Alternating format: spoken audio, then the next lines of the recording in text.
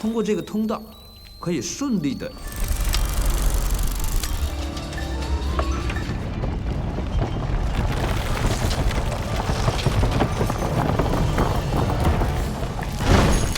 Halo semuanya, selamat datang kembali di channel Ruang Film, sebuah informasi untuk kalian penikmat konten spoiler.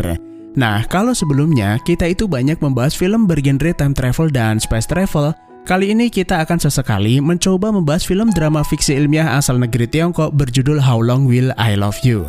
Film ini menceritakan tentang seorang pria dan wanita tinggal di apartemen yang sama namun berbeda zaman dan terpisah waktu 19 tahun. Lalu tiba-tiba mereka mendapati kalau garis waktu keduanya bergabung menjadi satu akibat terjadinya distorsi ruang dan waktu. Keadaan itu pun secara tidak langsung membuat keduanya terjebak satu sama lain. Dan apakah mereka itu bisa bertahan dengan kondisi tersebut? Jadi tanpa berlama-lama lagi, inilah Chow Si Kong Tong Chu.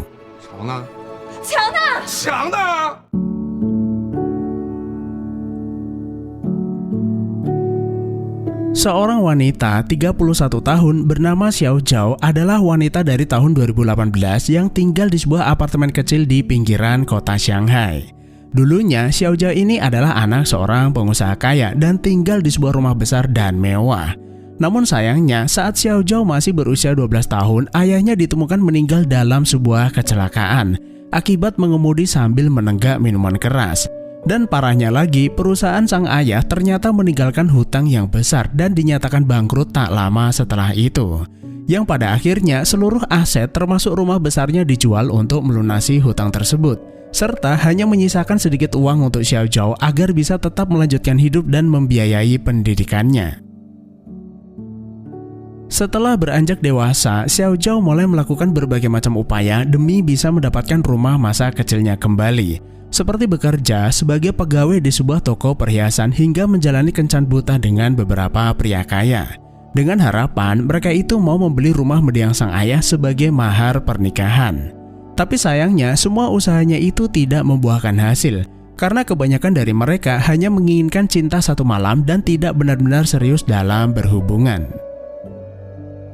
Lalu scene berpindah ke sosok lelaki 25 tahun bernama Ming di tahun 1999. Ming bekerja di sebuah perusahaan real estate sebagai seorang arsitek serta pencari investor untuk diajak bekerja sama. Meski ide-idenya itu luar biasa, tapi sayangnya Ming kurang pandai melakukan presentasi, sehingga membuat para investor enggan mendengarkannya. Sampai di kantor, Ming yang lagi berak sambil menikmati secangkir teh tanpa sengaja mendengar percakapan manajernya bernama Yan dan asistennya sedang merencanakan pemalsuan data aset perusahaan demi kepentingan pribadinya. Sialnya, di saat itu juga Ming itu keluar banyak dan ia tidak bisa menahan kentutnya, sehingga membuat Yan menjadi panik karena mengira Ming telah mengetahui rencana busuknya. Karena itu, Yan berusaha menutup mulutnya dengan berjanji mencarikan Ming seorang investor, lalu akan memanggilnya jika ia sudah mendapatkannya.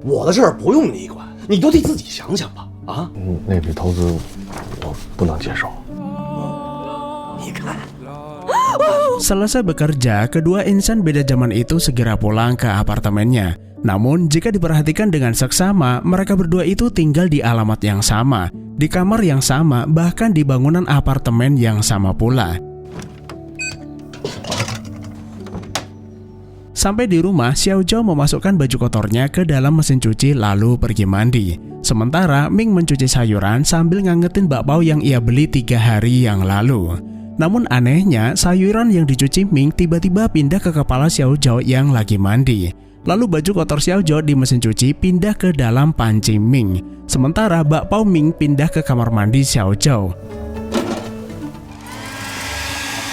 Lucunya lagi, saat Xiao Zhao hendak mengeringkan rambutnya, malah keluar bubuk susu dari hair dryer karena bersamaan dengan Ming yang lagi bikin susu.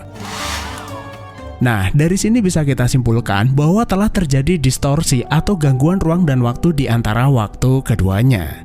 Akan tetapi, karena keduanya sudah terlalu lelah, mereka berdua pun mengabaikan keanehan tersebut lalu pergi tidur.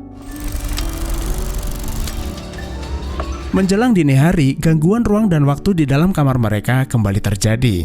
Kali ini kamar keduanya saling terhubung dan menelan satu sama lain. Hingga di pagi harinya, saat keduanya bangun dari tidur, mereka berdua sama-sama terkejut mendapati ada orang tidak dikenal berada di dalam kamar. Tanpa basa-basi, Xiao Zhao pun langsung memukuli Ming karena menuduhnya pencuri lalu menyuruhnya keluar.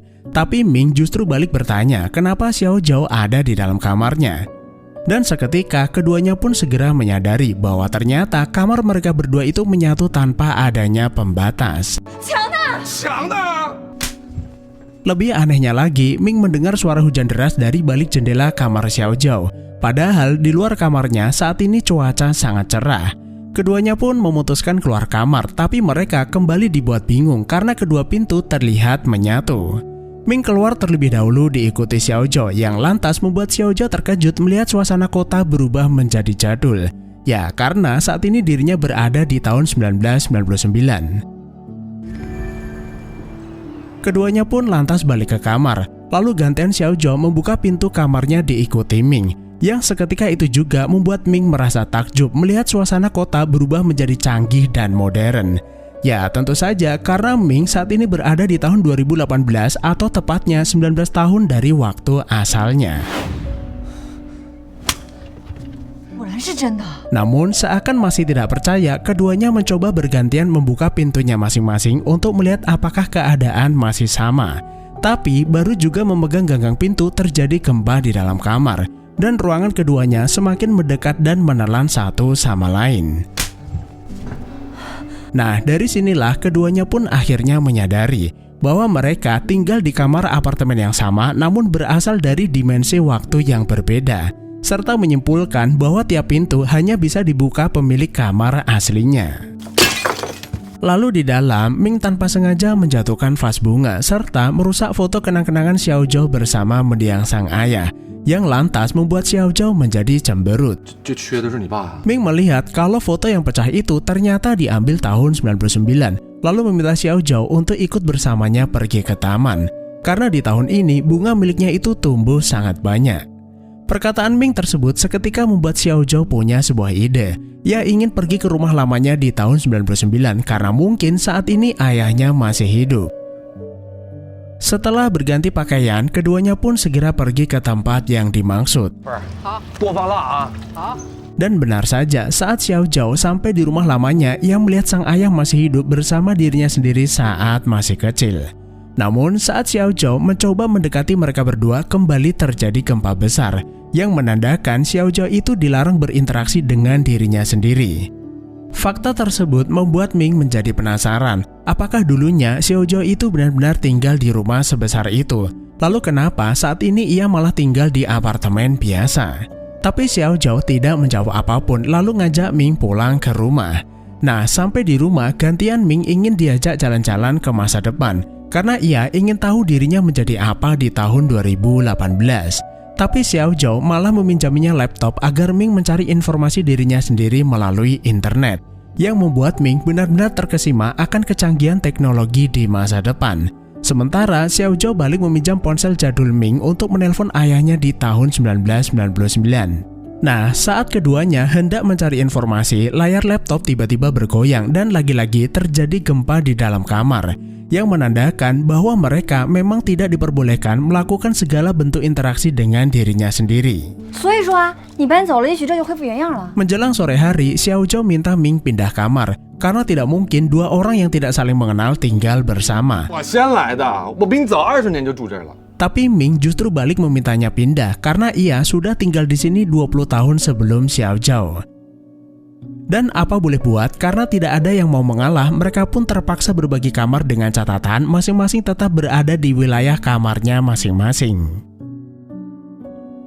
Lalu di malam harinya, Ming semakin terkesima dengan teknologi di tahun 2018, di mana semuanya serba canggih dan otomatis. Xiao Zhao bisa memutar lagu melalui koneksi Bluetooth di ponselnya. Bahkan ia bisa memesan makanan secara online tanpa harus repot-repot pergi ke warung. Tapi untungnya Xiao Zhao itu tidak menganggap Ming katrok karena bingung dengan segala kecanggihan tersebut. Sebaliknya, Xiao Zhao malah merasa barang-barang jadul di kamar Ming adalah kenangan masa kecil yang sudah lama ia lupakan. Kemudian, di sebuah lokasi rahasia di tahun 2018, seorang ilmuwan fisika sedang menjelaskan fenomena hilangnya pesawat dan kapal di segitiga Bermuda kepada seorang investor yang membiayai penelitiannya. Berdasar kajian ilmiah yang ia lakukan, benda apapun yang melintasi area tersebut sebenarnya tidak benar-benar menghilang, melainkan pindah ke sebuah dimensi di mana ruang dan waktu tidak lagi relevan. Dan setelah bertahun-tahun mempelajari fenomena tersebut serta diberi dana yang sangat melimpah, sang ilmuwan akhirnya berhasil menciptakan sebuah alat yang bisa menyatukan dua dimensi waktu menjadi satu. Atau sederhananya bisa menghubungkan masa depan dan masa lalu. Dan saat diuji coba, alat tersebut berhasil menyatukan dua waktu sejauh 19 tahun. Hanya saja, alat itu sepertinya belum sempurna dan melakukannya secara acak. Sehingga ia tidak berani meyakinkan apakah portal itu terhubung ke 19 tahun di masa lalu atau 19 tahun di masa depan. Serta belum bisa menemukan lokasi di mana pertemuan dua dimensi waktu itu terjadi. Bayangkan jika ia berhasil menghubungkan masa depan dengan saat ini, maka mereka bisa mencuri teknologi masa depan yang bisa dimanfaatkan untuk kepentingan pribadi. Sang ilmuwan bisa mendapatkan banyak pengetahuan, sementara sang investor bisa memonopoli pasar lalu menguasai dunia. 另外，2个时空的自己不能碰面。 Namun, penemuan itu bukan tanpa resiko. Seorang time traveler tidak boleh berinteraksi dengan dirinya sendiri di waktu asli, karena bisa menimbulkan ketidakstabilan ruang dan waktu sebelum akhirnya portal itu menutup lalu keberadaan time traveler itu menghilang. Dan apa yang dilakukan ilmuwan itulah yang menyebabkan terjadinya distorsi ruang dan waktu di kamar Ming dan Xiao Zhou, yang merupakan lokasi pertemuan dua dimensi waktu sekaligus menjadi portal menuju masa depan dan masa lalu. Sementara di apartemen, Ming dan Xiao Zhou sama-sama nggak bisa tidur, yang lantas membuat keduanya berbagi kisah akan kehidupan mereka. Xiao Zhou dulunya memang anak seorang pengusaha kaya dan tinggal di rumah besar seperti yang Ming lihat sebelumnya. Meski begitu, sang ayah itu terlalu sibuk dengan pekerjaannya sampai-sampai tidak pernah memperhatikannya. Hingga suatu ketika, sang ayah berjanji akan pulang tepat waktu, tapi ternyata ia tetap terlambat, yang membuat Xiao Zhou kesal lalu memarahi sang ayah melalui telepon. Tapi ia tidak pernah menyangka bahwa telepon itu adalah percakapan terakhir mereka berdua, karena sang ayah malam itu mengalami kecelakaan dan ditemukan meninggal dunia dalam keadaan mabuk. Dan satu-satunya benda yang tersisa dari ayahnya hanyalah gantungan kunci mobil yang ia ambil di lokasi kejadian. Tapi penyesalan terbesarnya sebenarnya bukan karena ia kehilangan harta benda, melainkan karena tidak sempat meminta maaf kepada sang ayah di saat terakhirnya. Esok harinya, keduanya kembali menjalani rutinitas seperti biasanya. Sampai di kantor, Yan memanggil Ming ke ruangannya karena ia baru saja mendapat seorang calon investor. Namun alih-alih langsung menerima tawaran tersebut, Ming minta Yan memberinya waktu untuk berpikir. Karena Ming tidak ingin terseret dalam kasus kejahatan yang akan dilakukan sang manajer. Justru ia mengingatkan Yan agar menghentikan rencana busuknya. 你不怕我揭发你吗？我的事儿不用你管，你多替自己想想吧。Yan pun beralasan bahwa sudah 20 tahun ia kerja di sini membangun perusahaan ini dari nol. Tapi apa yang ia dapatkan? Yang ada hanya bekerja dan selamanya diinjak orang lain. Yan juga mengingatkan bahwa 3 bulan ini kinerja Ming terus menurun. Dan ia akan mengakhiri kontraknya jika tak kunjung mendapatkan calon investor. 要么你往上拔出人头地。欢迎光临，你是不是智商有问题呀？ Lalu di toko perhiasan di mana Xiao Zhou bekerja, ia dikejutkan kedatangan teman lamanya bernama Xiao Ya yang kini sudah menjadi pengusaha sukses. Nah, karena gengsi, Xiao Zhou berpura-pura memarahi rekan kerjanya sendiri seakan ingin menunjukkan bahwa dia adalah seorang bos di toko ini. Beruntung, manajer toko memahami kelakuan anak buahnya tersebut dan membiarkan Xiao Zhou bertingkah semaunya. Tapi masalahnya, sikap Xiao Zhou tersebut justru menjadi bumerang baginya. Karena tiba-tiba Xiao Ya mengundangnya ke rumah untuk makan malam bersama sambil menceritakan bagaimana toko perhiasannya dibuka.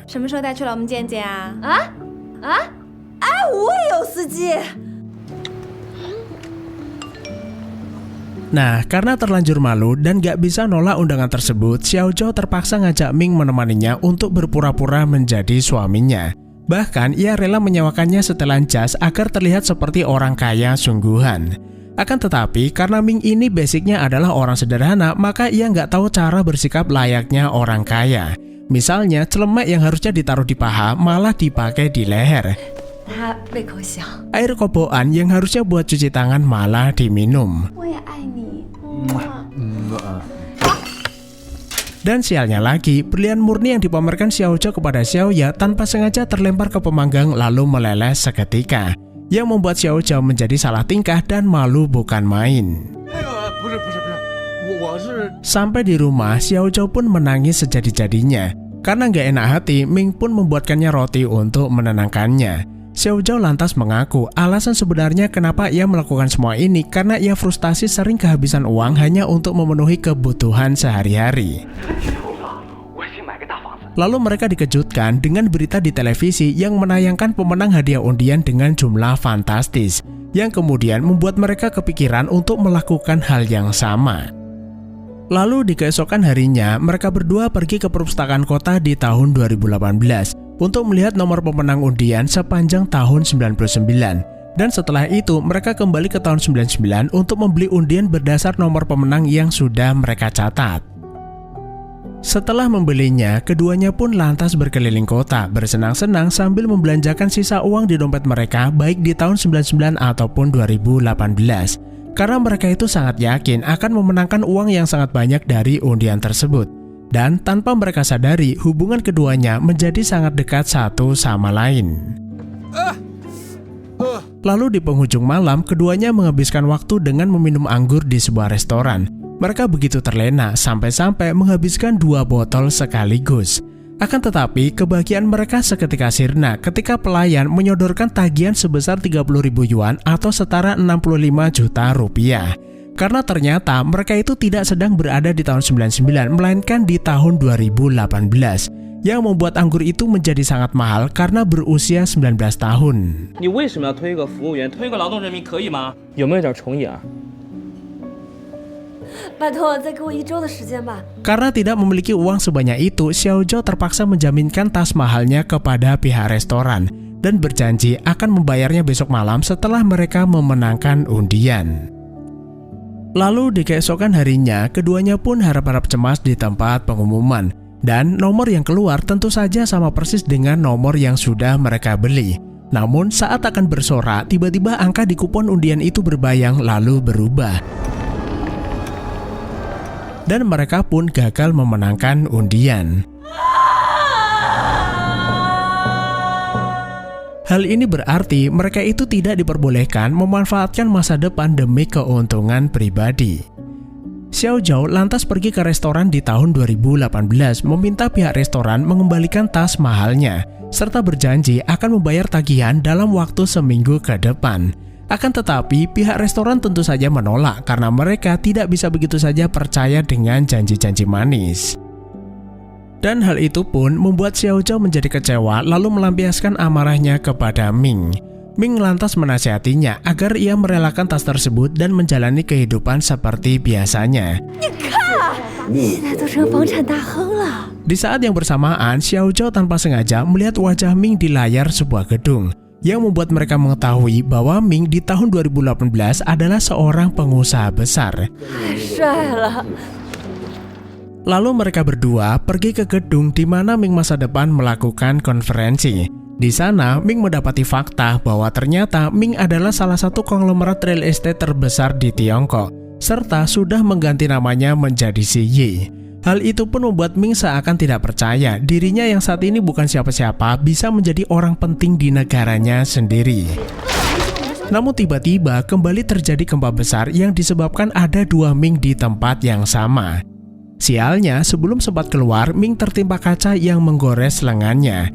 Nah, di saat yang bersamaan, bekas luka tersebut juga muncul di lengan Ziyi atau Ming masa depan. Selain itu, Ziyi juga tiba-tiba mendapat ingatan atas apa yang dialami Ming selama beberapa hari sebelumnya, yang bisa diartikan terjadi rekonsiliasi ingatan di antara keduanya. Lalu di malam harinya, Ziyi pun bertanya pada ilmuwannya, kenapa ada bekas luka di tangannya serta banyak kejadian asing masuk ke dalam ingatannya. Nah, jadi seorang investor yang mendanai penelitian tak lain adalah Ming di masa depan. Dan dari kejadian itulah sang ilmuwan akhirnya menyadari kalau mesin itu menghubungkan waktu masa kini dengan waktu 19 tahun di masa lalu. Kemudian, gempa bumi yang terjadi sebelumnya merupakan efek samping dari kehadiran dirinya dari masa lalu. Selain itu, kejadian asing yang masuk ke dalam ingatannya dikarenakan dirinya yang ada di masa lalu menyimpang dari jalurnya dan menciptakan peristiwa baru sejak portal itu dibuat. Untuk sementara, dampaknya itu masih sangat terbatas. Tapi masalahnya, semakin lama dua garis waktu ini terhubung, maka resiko terburuknya adalah akan terjadi perubahan di masa depan, terutama yang berkaitan dengan dirinya. Jadi bisa dibilang, semua ini terjadi karena mesin dimensi tersebut. Seandainya portal itu tidak pernah ada, maka Ming di masa lalu tetap akan menjadi si Yi di masa kini. Tapi karena Ming di masa lalu bisa pergi ke masa ini dan melihat dirinya sendiri, maka dikhawatirkan Ming di masa lalu akan melakukan tindakan-tindakan yang bisa saja merubah garis waktunya. Dengan kata lain, terjadi sebuah paradoks. Satu-satunya cara hanyalah mencegah Ming atau dirinya di masa lalu pergi ke masa kini, atau menutup portal dengan cara menghancurkan mesin tersebut. Lalu di keesokan harinya, Ming yang sudah mengetahui kalau dirinya adalah pengusaha besar di masa depan dengan pedenya mengajukan pengunduran diri dari tempat kerjanya. Ya, meskipun Ming itu sama sekali nggak ada gambaran seperti apa bisnis yang akan ia lakukan setelah berhenti bekerja. Dan di saat yang bersamaan, Big Boss tiba-tiba datang menemui Yan lalu bertanya apakah ia menjalankan bisnis di belakang perusahaan. Yan tentu saja mengelak, ia sudah bekerja 20 tahun di sini dan tidak mungkin berkhianat. Sementara di tempat lain, si Yi yang sebelumnya mendapat ingatan tentang hubungannya dengan Xiao Zhou menemuinya di tempat kerjanya lalu mengajaknya keluar. Namun meski si Yi dan Ming adalah orang yang sama, tapi keduanya sangatlah berbeda. Ya, karena bagaimanapun juga Ming yang ia kenal adalah sosok yang sederhana. Sedangkan si Yi adalah pengusaha besar yang tentunya sangat menjaga sikap dan gengsi. Lalu di tengah jalan, si Yi mengaku kalau ia bisa mengetahui dirinya berkat ingatan baru yang ditambahkan padanya, serta pertemuannya dengan dirinya di masa lalu karena apartemen kecil mereka terdistorsi. Tapi sebentar lagi semuanya akan kembali normal seperti semula, yang artinya Xiao Zhou dan Ming tidak akan pernah lagi bertemu. Namun di sisi lain, si Yi juga menyadari bahwa dirinya bukanlah dirinya yang dikenal Xiao Zhou. Tapi si Yi berusaha menyenangkan Xiao Zhou dengan mengajaknya makan malam romantis serta membelikannya tas baru untuk mengganti tas lamanya. Si Yi juga meminta agar Xiao Zhou melupakan Ming. Lagi pula Ming di tahun 99 bukanlah siapa-siapa dan ia tidak bisa mengharapkan apapun darinya. Akan tetapi, sikap si Yi tersebut justru semakin membuat Xiao Zhou menjadi bimbang akan hubungan yang sebenarnya. Semua yang ia dapat dari si Yi tentunya tidak akan pernah bisa menggantikan kenangan bersama Ming. Sampai di rumah, Xiao Zhou pun menceritakan apa yang baru saja ia lalui bersama si Yi. Menurutnya, si Yi benar-benar bisa memahami semua keinginannya, bahkan terlihat tampan dengan setelan jas, yang secara tidak langsung membuat Ming merasa cemburu, padahal mereka itu kan satu orang yang sama. Jika hubungan mereka terus berlanjut, Ming akan kehilangan Xiao Zhou meski ia mendapatkan Xiao Zhou di masa depan. Namun tetap saja Ming akan kehilangan dirinya saat ini. Tapi ya, selama Xiao Zhou itu bahagia, Ming ikut bahagia. Lagi pula, ia memastikan dirinya di masa depan bukanlah orang yang pelit dan miskin seperti saat ini. Xiao Zhou lantas memberitahu Ming kalau dalam waktu dekat ini ia akan pindah ke rumah lamanya, setelah si Yi berjanji akan membeli kembali rumah tersebut. Selain itu, si Yi juga menitipkan pesan untuk Ming agar menerima investasi yang ditawarkan manajernya. Esok harinya, Ming menemui manajernya untuk menandatangani perjanjian dengan calon investornya. Sementara Xiao Zhou pergi ke rumah lamanya untuk menjadi pemilik baru. Setelah itu, keduanya kembali ke apartemen. Lalu Xiao Zhou memberitahu bahwa mulai hari ini ia tidak lagi tinggal di apartemen ini. Ia minta agar Ming tetap semangat menjalani kehidupannya dan berharap tidak ada penyesalan di antara mereka. Dengan wajah sedih, Ming tidak tahu harus berkata apa selain merelakan kepergiannya. Akan tetapi, Xiao Zhou tetap tidak bisa menahan air matanya dan menangis sejadi-jadinya di luar tanpa diketahui Ming. Namun tanpa Xiao Zhou sadari, pintu apartemennya masih terbuka karena terganjal payung. yang artinya Ming masih bisa pergi ke tahun 2018 tanpa harus meminta Xiao Zhao membukakan pintu untuknya. Lalu di malam harinya, pemilik perusahaan di mana Ming bekerja tanpa sengaja memergoki Yan, sedang mencuri data-data perusahaan yang membuatnya semakin yakin bahwa Yan memang bermain di belakangnya. Ia lantas mengeluarkan ponselnya untuk menelpon polisi. Yan berusaha merebutnya, namun tanpa sengaja malah mendorongnya jatuh hingga pingsan. Karena panik dan tidak ingin kejahatannya terbongkar, Yan mengambil sebotol miras lalu meminumkannya pada pemilik perusahaan dan berencana membuatnya mengalami sebuah kecelakaan agar disangka polisi ia mengendarai kendaraan dalam keadaan mabuk. Sementara di rumahnya, Si Yi tiba-tiba datang lalu memberikan tas kesayangan Xiao Zhao yang sebelumnya disita pihak restoran. Namun Xiao Zhao akhirnya menyadari bahwa dia bukanlah Si Yi melainkan Ming. Setelah Xiao Zhao melihat label sewa di balik setelan jasnya. Tanpa basa-basi, Xiao Zhao langsung memeluknya lalu menyampaikan isi hatinya kepada Ming. Meski pertemuan mereka sebentar, tapi keberadaan Ming sangat berarti baginya. Ming awalnya mengelak disangka Ming oleh Xiao Zhao, tapi hati seorang wanita tetap akan mengenali siapa pria yang disukainya. Setelah itu, Ming berpamitan lalu kembali ke apartemen kecilnya dengan rasa sedih yang tak tertahankan. Begitu juga dengan Xiao Zhao yang terus-terusan menangis ditinggal Ming. Tak lama berselang, Ming mendapat telepon dari Yan agar segera menemuinya. Yang rupa-rupanya Ming diminta membantu sang manajer melancarkan aksinya membunuh pemilik perusahaan, yaitu menjatuhkannya dari atas jembatan yang baru dibangun. Nah, dari kejadian inilah Ming akhirnya mengerti bahwa semua pencapaian yang ia raih di masa depan berawal dari investasi yang diberi sang manajer, serta pengambil alihan perusahaan pasca kematian sang pemilik. Lalu di saat yang bersamaan, Si Yi di masa depan kembali teringat akan kejadian pembunuhan tersebut. Dan sejak saat itu, Ming yang dulunya merupakan sosok sederhana, berubah drastis menjadi sosok kapitalis yang hanya peduli dengan kekayaan. Itulah kenapa Ming yang ditemui Xiao Zhao di tahun 2018 memiliki sifat yang sangat berbeda dengan Ming yang ia kenal. Nah, saat Yan hendak melajukan kendaraan, Ming melihat gantungan kunci yang sama persis dengan yang diperlihatkan Xiao Zhao sebelumnya, yang membuatnya menyadari bahwa sang pemilik perusahaan sebenarnya adalah ayah Xiao Zhao. Ming tentu saja tidak bisa membiarkan pembunuhan ini berlanjut karena Xiao Zhao akan kehilangan segalanya. Untungnya, tepat sesaat sebelum mobil itu terjatuh, Ming berhasil menyelamatkan bosnya. Dan di saat yang bersamaan, Si Yi yang berada di masa depan pun menghilang akibat tindakan Ming di masa lalu. Sementara di masa depan, Xiao Zhao akhirnya memutuskan akan meninggalkan rumah lamanya dan ingin kembali ke apartemen kecilnya. Namun anehnya, halaman rumah yang sebelumnya tampak suram berubah menjadi cerah bersama dengan tumbuhnya bunga-bunga di taman. Lalu ia melihat bayangan ayahnya pulang ke rumah lalu berkumpul dengan dirinya yang saat itu masih berusia 12 tahun. Di sisi lain, Ming saat ini juga sedang pulang ke apartemennya. Lalu di jalan, mereka berdua melihat dunia bergerak mundur, tanda sedang terjadi perubahan realitas. Lalu di suatu titik, keduanya bertemu di tempat yang sama namun berbeda waktu. Hal ini terjadi karena efek dari distorsi ruang dan waktu. Dan setelah berpamitan untuk kesekian kalinya, mereka berdua akhirnya bisa menerima keadaan tanpa penyesalan. Bersamaan dengan itu, Xiao Zhao menghilang, tanda dimensi ruang dan waktu telah kembali normal. Dan akibat dari tindakan Ming menyelamatkan pemilik perusahaan, realitas di masa depan pun ikut berubah. Xiao Zhao kini hidup bahagia bersama sang ayah dan menjalani realitas yang berbeda dari sebelumnya.